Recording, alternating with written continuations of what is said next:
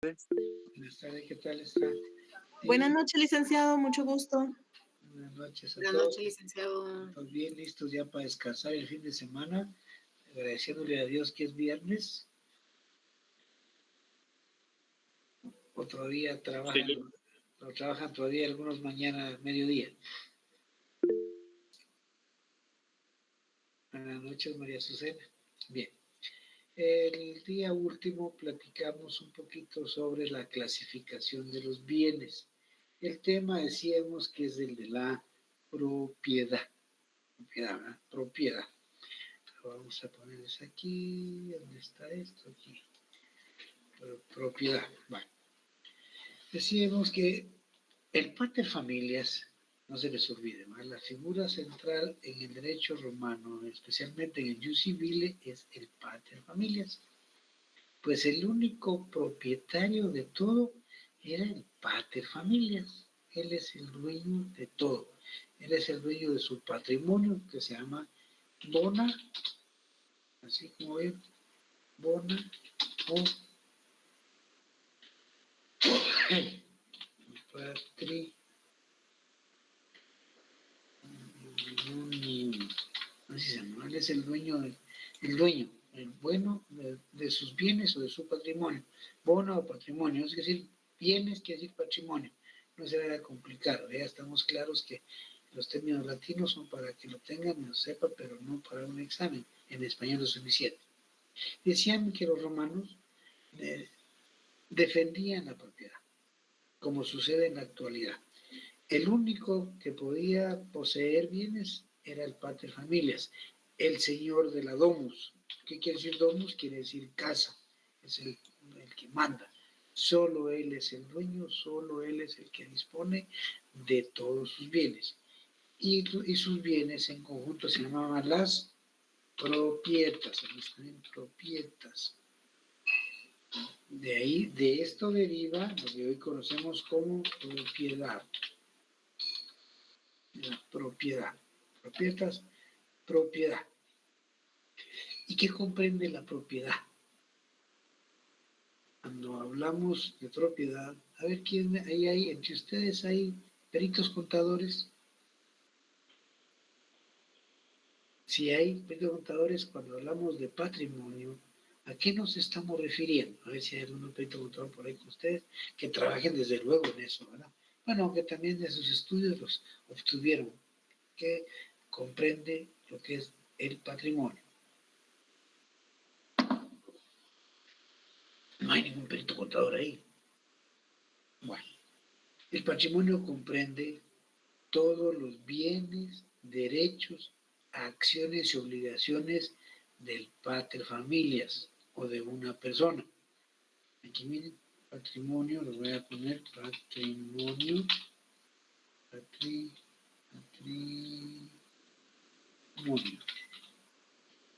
Patrimonio es igual a bienes, derechos, acciones y obligaciones.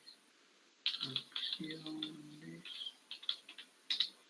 y obligaciones.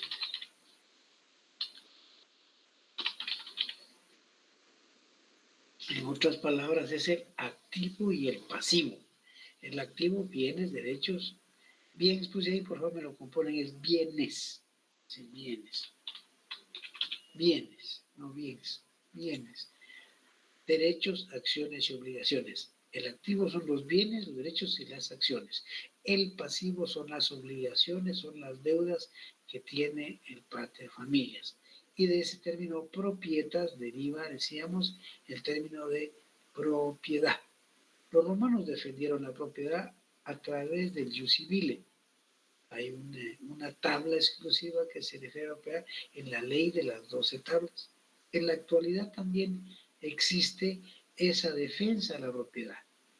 Nuestro derecho civil proviene, decíamos, del derecho romano, del jus civile romano. Pero acá no solo es el Código Civil o nuestra ley civil la que protege y regula la propiedad, sino también nuestra Constitución. El sistema nuestro es un sistema capitalista de defensa de la propiedad individual o particular. Y así lo vemos, por ejemplo, ¿Alguien tiene por ahí su constitución? Para que demos una leidita al artículo 39. A ver quién está por ahí, 39.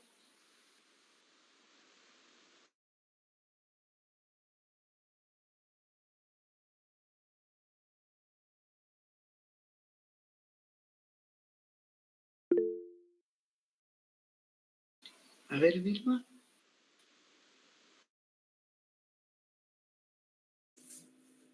¿Puedo leerlo, licenciado? Por favor.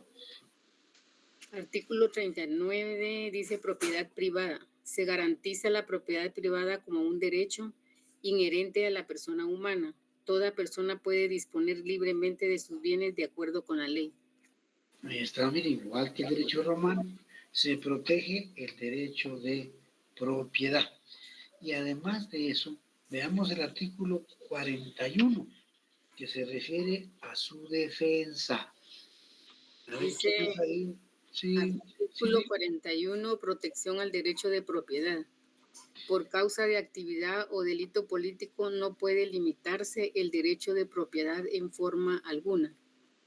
Se prohíbe la satisfacción de la confiscación de bienes y la imposición de multas confiscatorias.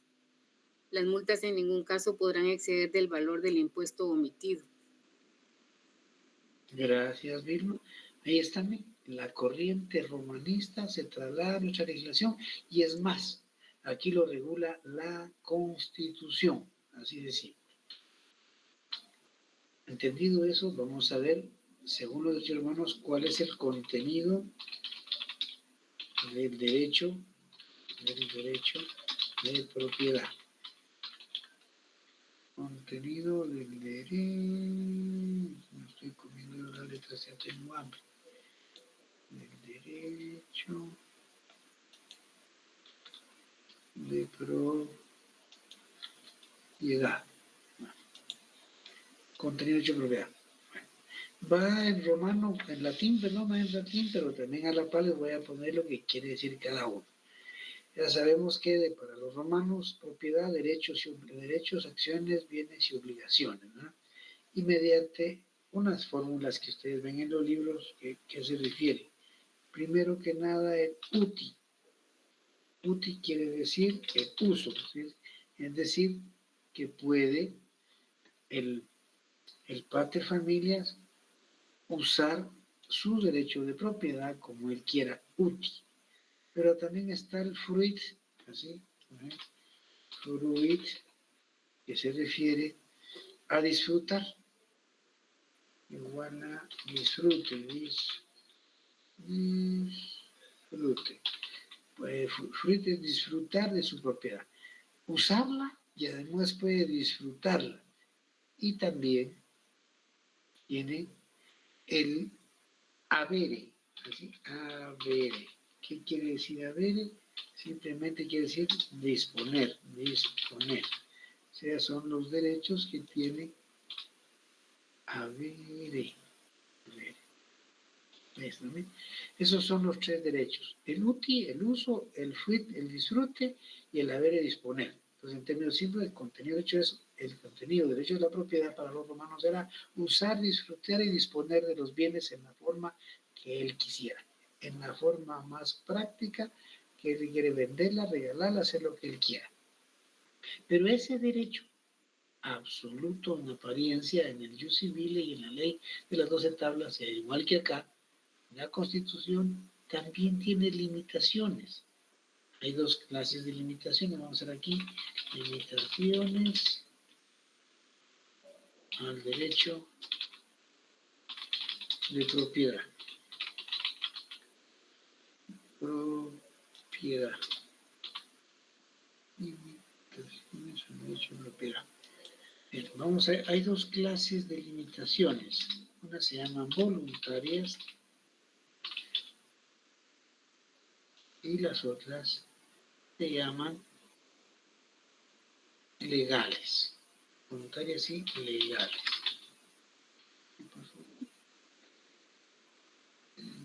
Ahí está. Bien, legales. Bueno. ¿Cuáles son las voluntarias? Pues son las que el pater familias decida qué hacer con sus bienes. Él puede realizar esas limitaciones voluntarias como él mejor le parezca. Es un acto espontáneo del pater familias. Él puede transmitir sus bienes como él quiera. La primera forma en que se dispone él, ¿no? ¿Qué limitación tiene él? Que puede transmitirlo y ya no por disposición mortis causa. Disposición.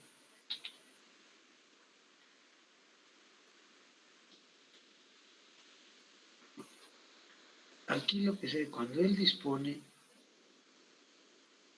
por causa, dispone causa mortis causa es por causa de muerte.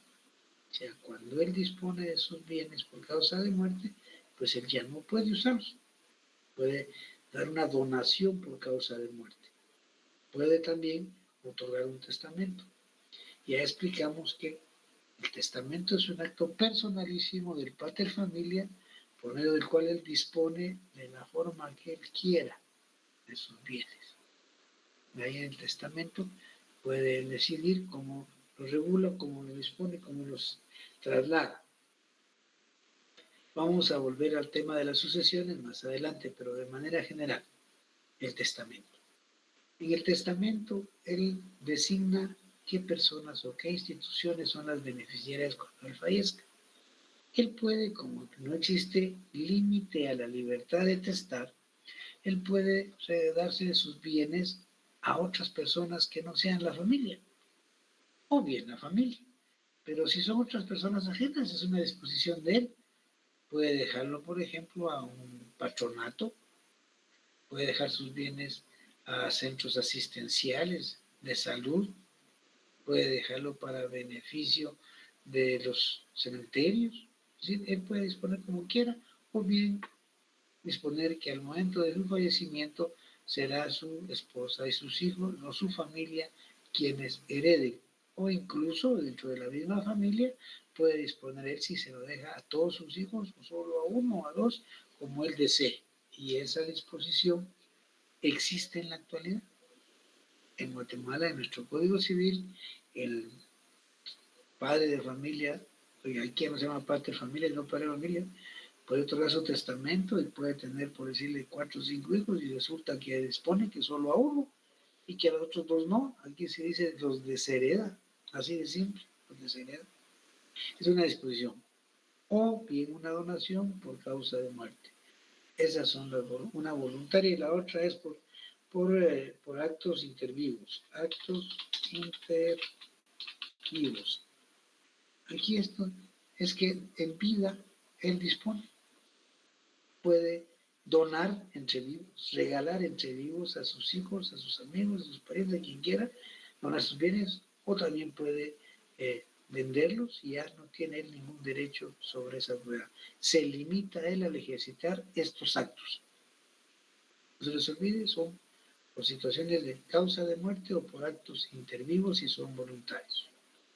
Pero además, veamos que hay también legales. ¿Cuáles son legales?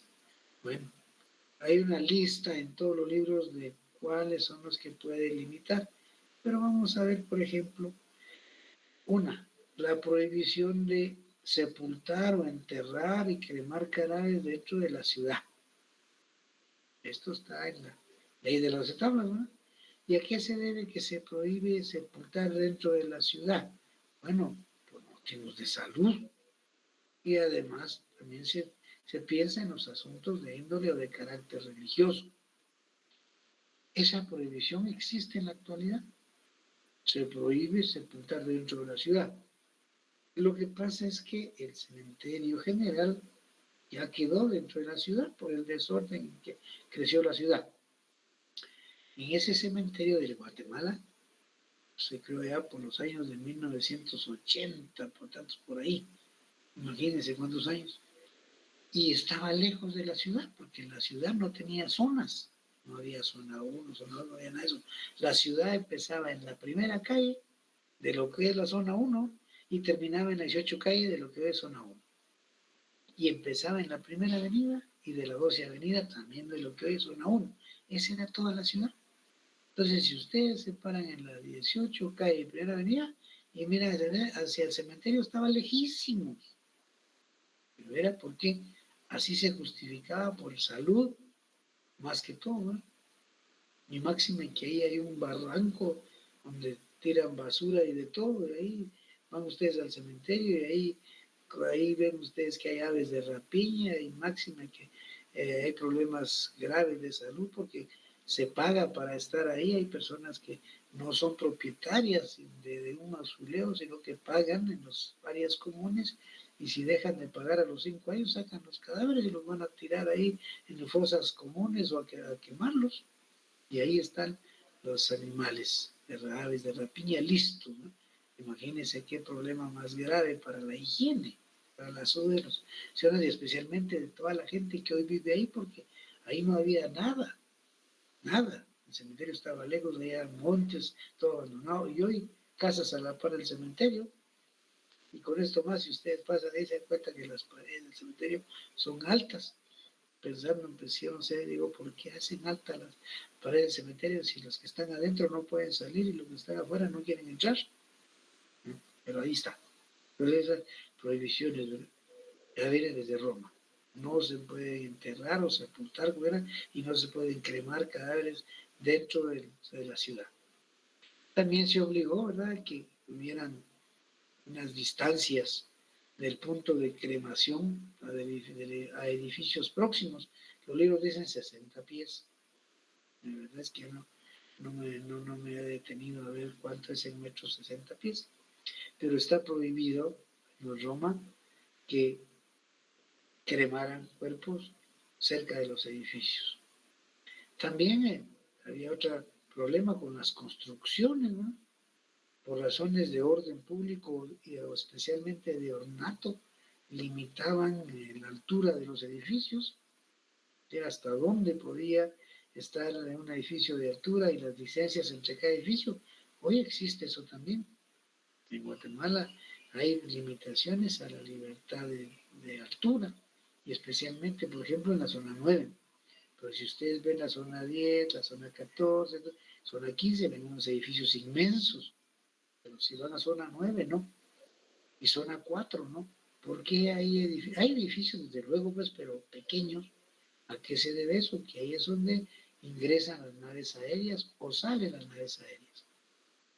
Entonces, no se puede permitir alturas máximas. Entonces, hay prohibición para que estén altos los edificios. No sé si ustedes han tenido la oportunidad de estar ahí en esta parte aquí ¿cómo se llama? De ahí de la zona 13, donde ponen el famoso árbol de Navidad, ¿cómo le llaman a esta partecita que se me escapa el nombre en este momento? Pero si ustedes están ahí y pasa un avión, sienten como que le pasaran en la cabeza en el obelisco, perdón, en el obelisco, como que le pasaran en la cabeza porque ahí están entrando los aviones de fuera. Entonces hay limitación. Allá no sabemos por qué, pero algunas razones tenían para limitar la altura y las distancias.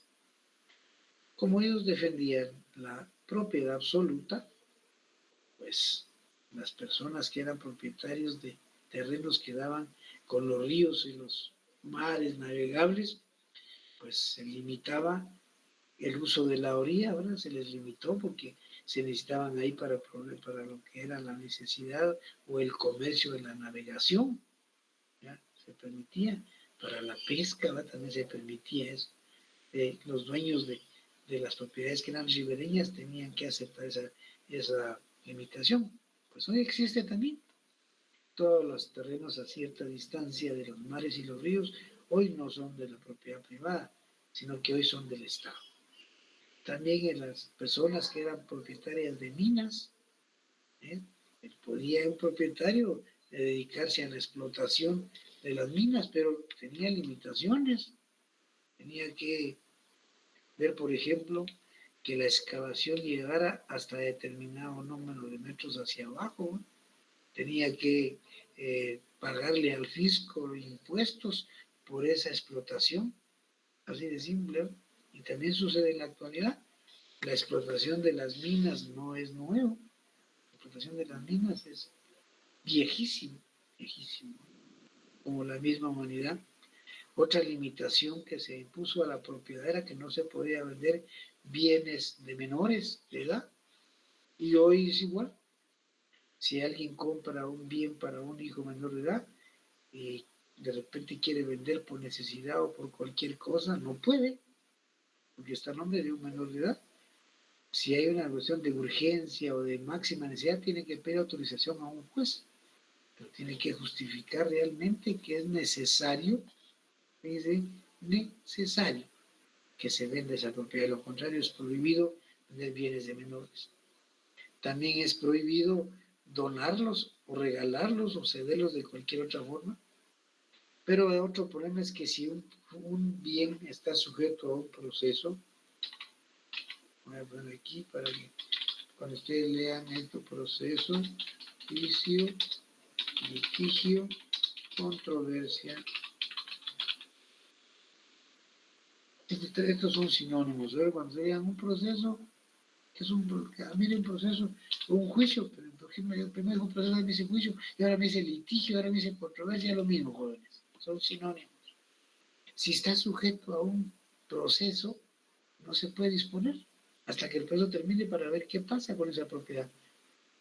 Dos o más personas están discutiendo quién es el dueño de una casa o de un terreno, no se puede vender hasta que al final le diga, mire, el dueño es fulano, pues ya puede disponer.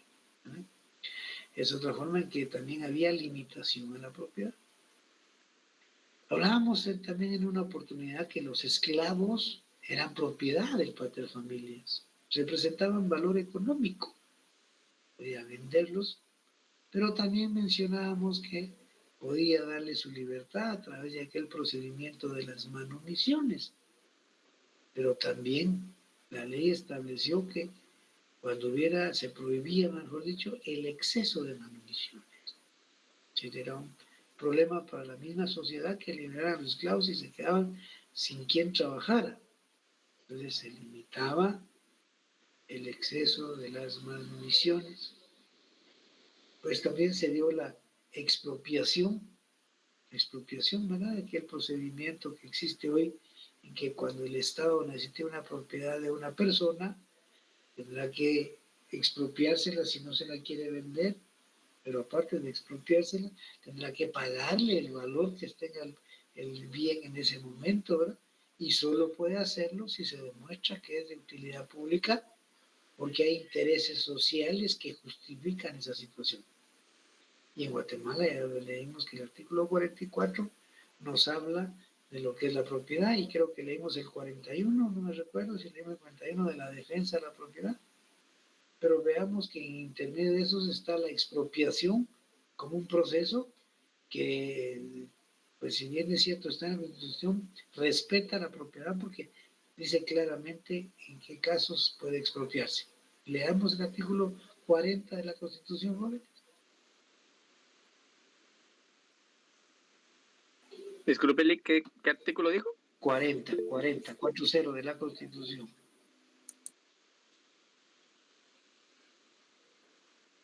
¿Lo puedo leer, licenciado? ¿Está bien, Mayro?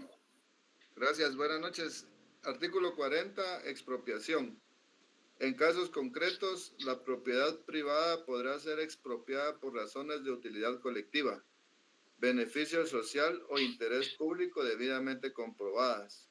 La expropiación deberá sujetarse a los procedimientos señalados por la ley y el bien afectado se justipreciará por expertos tomando como base su valor actual.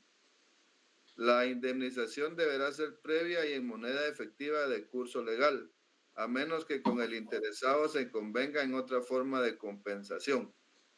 Solo en caso de guerra, calamidad pública o grave perturbación de la paz puede ocuparse o intervenirse la propiedad o expropiarse sin previa indemnización, pero esta deberá hacerse inmediatamente después que haya cesado la emergencia.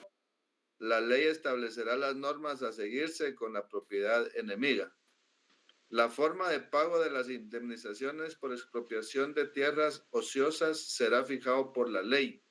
En ningún caso el término puede hacer efectivo dicho pago, podrá exceder de 10 años.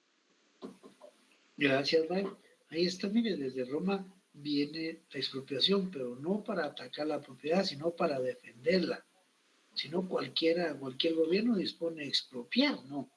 Dice claramente que si es de utilidad pública o de interés social, plenamente justificado.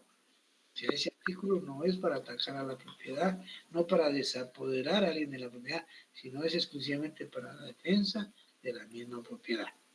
Esas son entre las prohibiciones. Usted va a encontrar más en los libros, pero con esas son suficientes de las prohibiciones o de las limitaciones legales que establece la ley. Las limitaciones legales son prohibiciones de la ley en cuanto al derecho, al ejercicio del derecho de propiedad. Pero también vamos a ver el tema de la defensa de la propiedad. Sí, la defensa de la propiedad es vital y la tenemos en el artículo 41. Si no lo leímos, leámoslo, o si lo leímos, leámoslo de nuevo para entender esta partecita. Artículo 41. ¿Lo puedo leer, licenciado? Claro que sí, Vilma.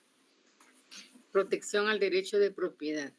Por causa de actividad o delito político no puede limitarse el derecho de propiedad en forma alguna. Se prohíbe la confiscación de bienes y la imposición de multas confiscatorias. Las multas en ningún caso podrán exceder del valor del impuesto omitido. Gracias, Vilma. Y también es la defensa. Pero los romanos también tuvieron su procedimiento para defender la propiedad cuando una persona ha sido privado ilegalmente de su ejercicio.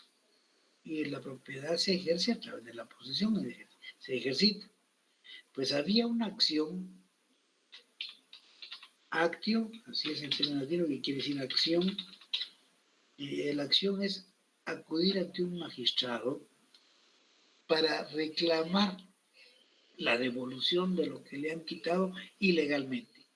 Esa acción tiene un nombre que se llama acción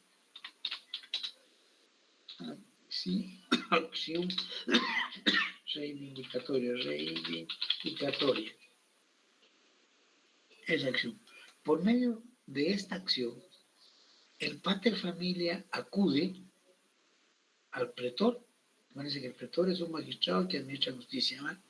Acude ante el pretor reclamando que le devuelva su propiedad o de la última persona que lo posee sin tener ningún derecho de hacerlo. Esa acción reivindicatoria tiene, si demuestra pues que él es el propietario y que ha sido desposeído ilegalmente, pues se declara que es valedera la acción reivindicatoria. Y consecuencia de eso, una vez que el juez o el magistrado o el pretor declaran que la acción reivindicatoria es válida a favor del propietario, se da lo que se llama la restitución.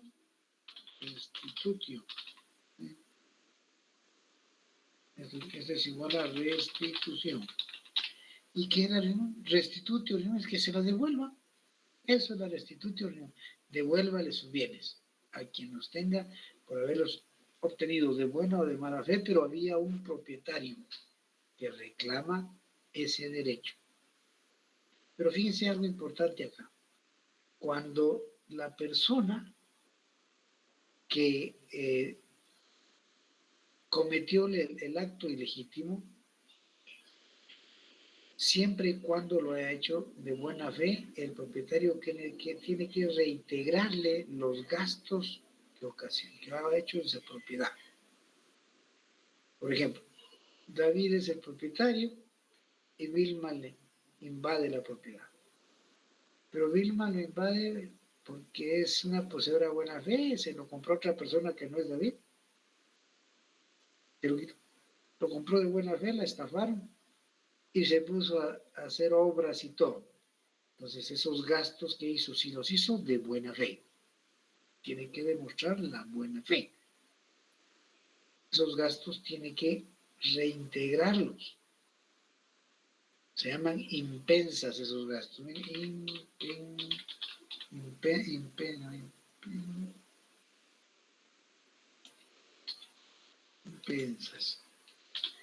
impensas, así se llama, esas, o impensae, dicen, pero impensas.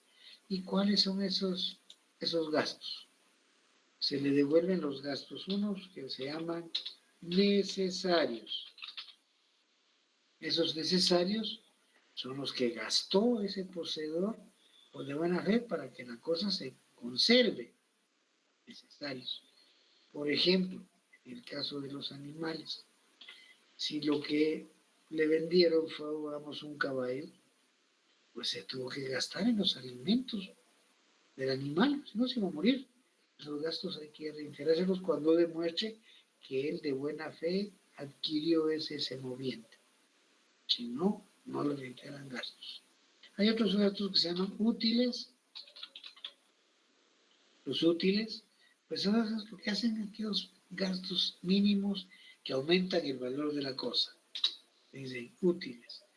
Bueno, limpió el terreno, lo circuló, empezó ahí sí que a poner unos, alambres, espigar, lo que sea, para evitar que la gente entre. Pues eso implica que esos gastos útiles también aumentan el valor del inmueble, porque ya está bonito, está limpio, ya se ha circulado a medias, pero está bien.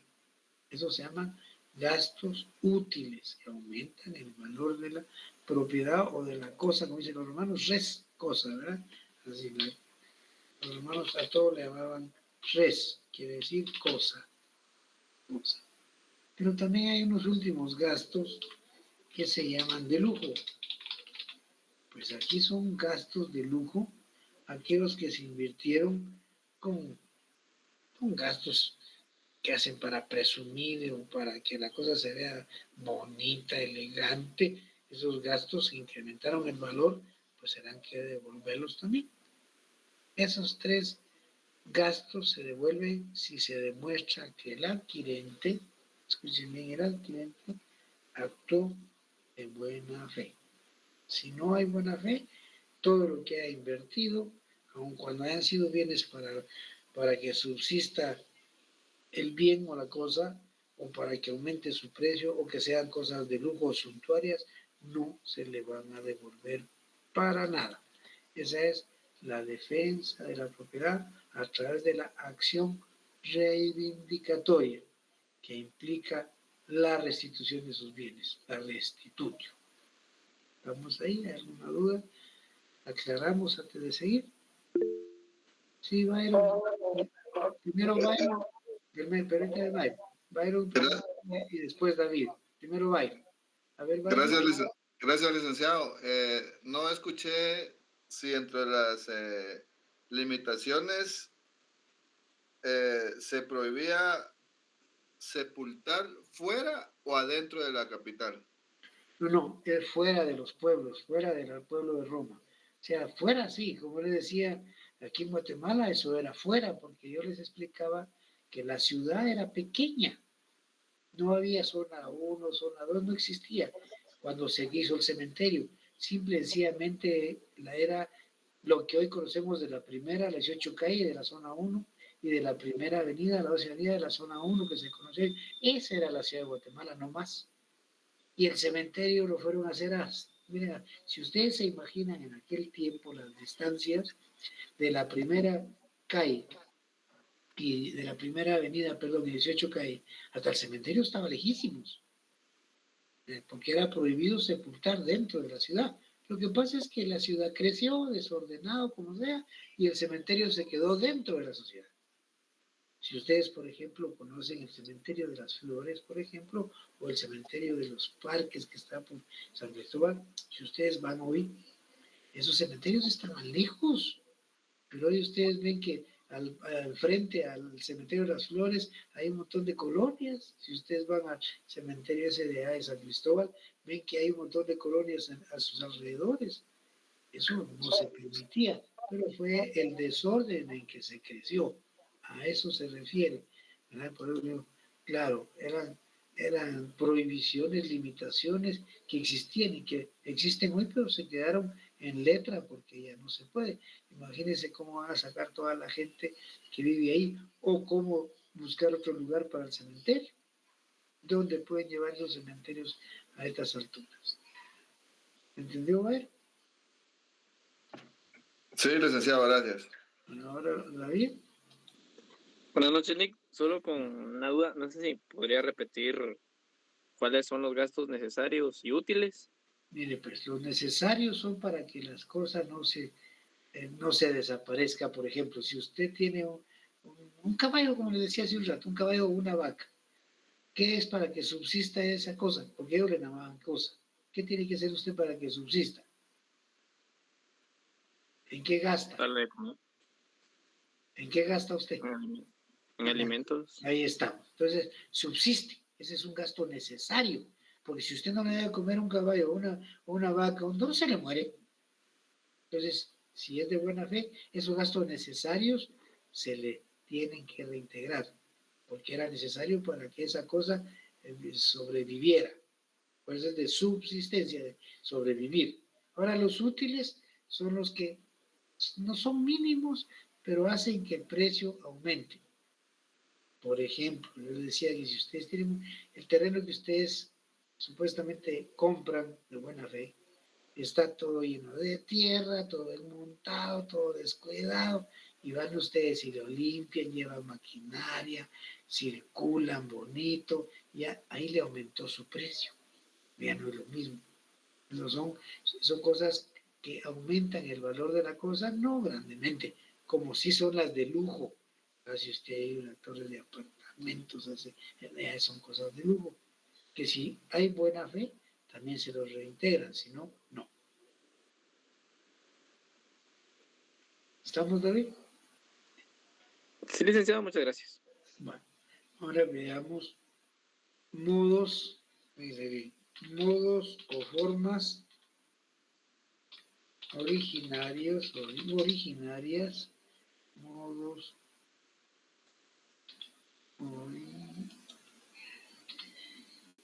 originarios para la adquisición de adquirir la propiedad. Bueno, originarios de adquirir la propiedad. Hay dos modos, uno que se llama por derecho propio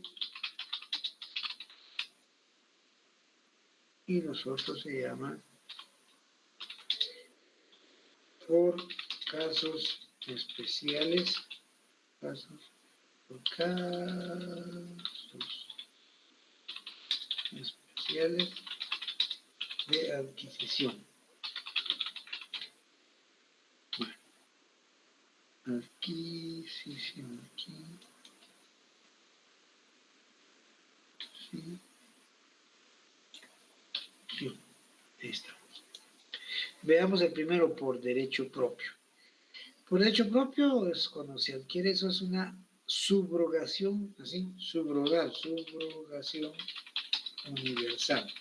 Es subrogar a alguien, a un pater familias, otro pater familias universales, pero no universal.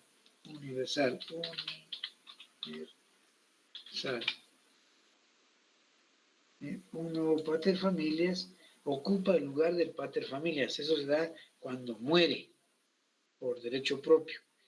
Muere el pater familias y los hijos, la esposa o la familia, toma los bienes. Y al momento que el pater familias fallece, todos los hijos pasan a ser sui juris y adquieren la parte que le corresponde a la herencia y hasta puede ser que ya tengan su familia o fundan su nueva familia. Es universal. Adquieren todos los bienes, derechos, acciones y obligaciones que eran del pater familia. Cambio de titular. Sucesión por causa de muerte. Ya mencionamos que puede ser testamentaria o puede ser intestada. Testamentaria, un testamento en el que el pater familia designó sus herederos, o intestada, que no hay testamento, no designó quiénes, sino fallece y por la ley ordena que será la esposa y los hijos quienes heredan, como lo menciona la ley actualmente, y vamos a volver cuando tengamos el tema específico de las sucesiones. Ahora, por actos, llamémosle especiales. Bueno, Aquí los actos especiales pueden ser, por ejemplo, las compraventas. ¿Sí? Una compraventa es un acto especial. Ustedes venden, es un acto especial. Se dan en usufructo, vamos a ver usufructo también.